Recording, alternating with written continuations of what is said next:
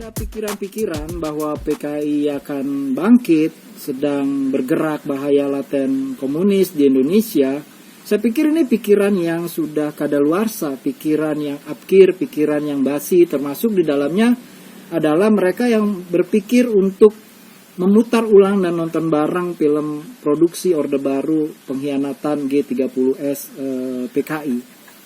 Saya pikir kita harus ingat ya, jangan sampai kita berjalan mundur, karena waktu masa pemerintahan Presiden B.J. Habibie itu sudah ada sikap yang menurut saya prestasi dari kelompok militer yang selama ini menjadi pendukung terkait isu 1965, Pak Yunus Yospia, itu sebagai Menteri Penerangan yang meminta agar film itu tidak lagi diputar ulang, tidak lagi ditayangkan tiap tanggal 30 September dan 1 Oktober setiap tahunnya.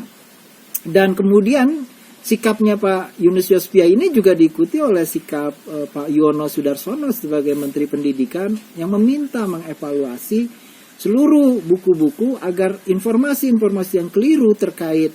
peristiwa 1965 agar update terhadap perkembangan historiografi dan penulisan sejarah terkait peristiwa G30S 1965 itu. Jadi kalau hari ini misalnya dikatakan orang-orang yang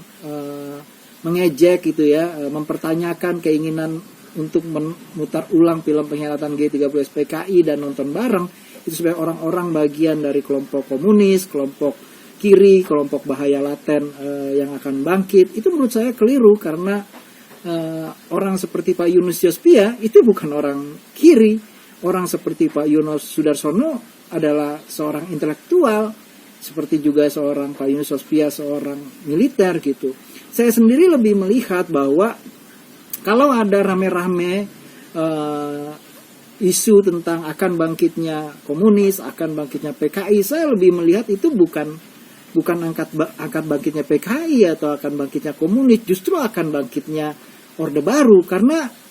jargon inilah Orde Baru itu hidup melalui isu-isu G30S PKI akan bangkit, komunis sebagai bahaya laten. Itulah oksigen dari pemerintah kekuasaan Orde Baru.